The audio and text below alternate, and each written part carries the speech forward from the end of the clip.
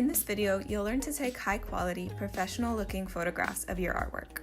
Before we begin, I want to highlight two contemporary artists whose artwork is featured in this video. The first is Donald Mitchell, who is an African-American artist born and raised in San Francisco. Mitchell's drawn and painted compositions are densely populated with anonymous, unmistakable figures. He often stacks or overlaps these figures and places them in motion or at rest. Donald Mitchell has exhibited his artwork across the world and is one of the most widely recognized artists living with a developmental disability. He has been a member of the Creative Growth Art Center in Oakland, California since 1986. For this video, I'm using a postcard of Donald Mitchell's untitled drawing. The second artist is Natalia Arbeláez, a Colombian-American artist born and raised in Miami, Florida to immigrant parents. Her ceramic figures tell stories of her Colombian family's immigration, pre-Columbian South American culture, and her own American upbringing. She illustrates what it is like to have a mestizo, Colombian, and American hybrid identity.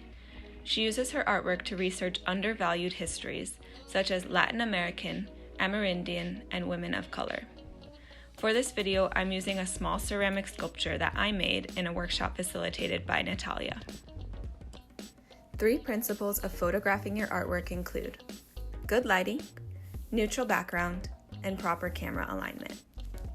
Watch as I explore the lighting in this room by holding up this artwork and slowly spinning around. Notice how the lighting changes as I move toward and away from the window. You'll see how in some orientations, the artwork has a shadow cast upon it or appears transparent.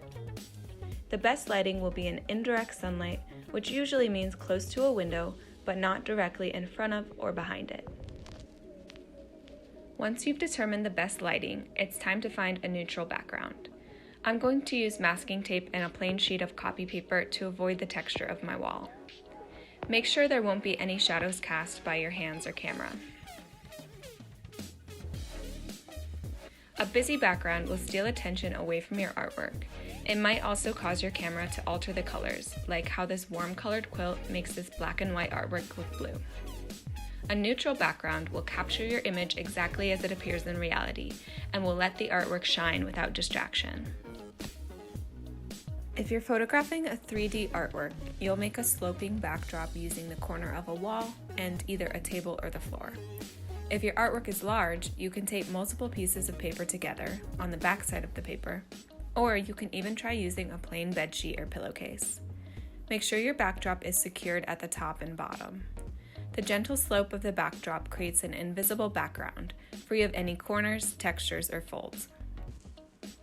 Make sure your camera lens is focused on the artwork and not on the background. Pay attention to whether portrait or landscape orientation is best. You can turn your artwork to capture different angles, like the sides or the back.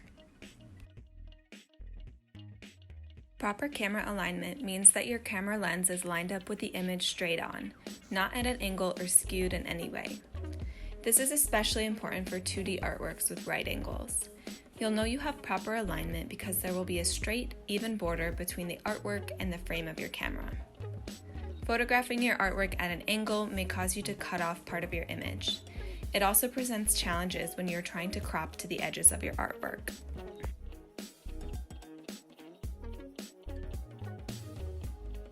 Good lighting, neutral background, and proper camera alignment are the principles of photographing your artwork. Here are a few bonus tips. For a high-quality professional photo, the purpose of editing is to make the photo look most like how the artwork actually appears. You may need to adjust some settings like brightness, contrast, and temperature. But be cognizant that many settings can create unnatural-looking images if altered too much. Avoid using filters altogether and instead stick with the individual settings because you'll have more precise control. If you don't have an expensive camera, don't worry. Most cell phone cameras have high-quality built-in lenses. Always aim for natural lighting. Even on a cloudy day, there's probably still plenty of light if you're next to a window. Avoid lamps and flash as they can cast an unnatural glow on your image. Remember to take your time to achieve high-quality photography because your artwork deserves it.